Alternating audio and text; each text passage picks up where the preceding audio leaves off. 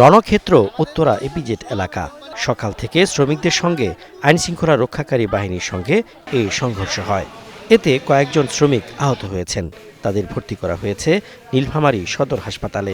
আমি সবার ভিতরে ছিলাম। আমার ভাইটারে আমার গুলি করার সঙ্গে সঙ্গে সে আমার গায়ে পড়ে পড়ছে। দেখেন আমার গা পড়ে কি হয়েছে, দেখেন আমার হাতে এখন গুলি, এই হাতের রক্ত দেখেন। সবাই আসছে, আসার পর গেট বন্ধ করে দিয়েছে। বন্ধ করার পর আন্দোলন করতেছে, অনেকগুলা কোম্পানির লোক চলে গেছে, অনেকগুলা আন্দোলন করতেছে। তারপর হুট করে আর্মি গুলি করছে। সংঘর্ষে আহত একজন নিহত হয়েছেন বলে দাবি করেছেন শ্রমিকরা। নিহত হাবিব এভারগ্রিন প্রোডাক্টস ফ্যাক্টরির শ্রমিক। নীলফামারী সদর উপজেলার কাজিরহাট গ্রামের বাসিন্দা সে। হাসপাতালের কর্তব্যরত চিকিৎসকদের বিষয়টি নিশ্চিত করেছেন। সকাল আনুমানিক ৯টার সময় আমাদের এখানে কিছু জরুরি বিভাগ কিছু রোগী আসেন, আনুমানিক ৬ জন। এর মধ্যে একজন মৃত অবস্থায় আমাদের এখানে আসেন এবং বাকিরা শরীরের বিভিন্ন জায়গায় ক্ষত নিয়ে আসেন।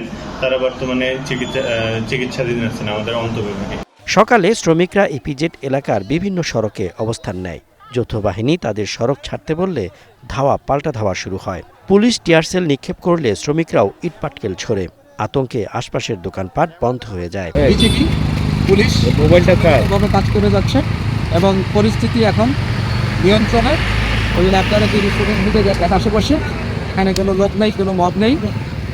এই বিষয়ে প্রশাসনিক পর্যায়ে কার্যক্রম চলছে, চলমান আছে এবং সার্বিক নিরাপত্তা পরিস্থিতি এখন নিরাপত্তা বাহিনীর সম্পূর্ণ নিয়ন্ত্রণে রয়েছে।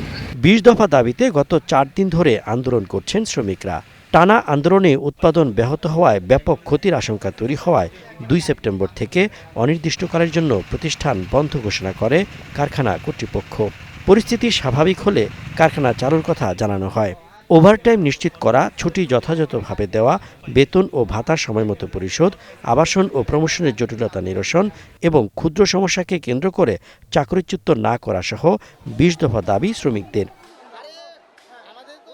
Desk report, star news.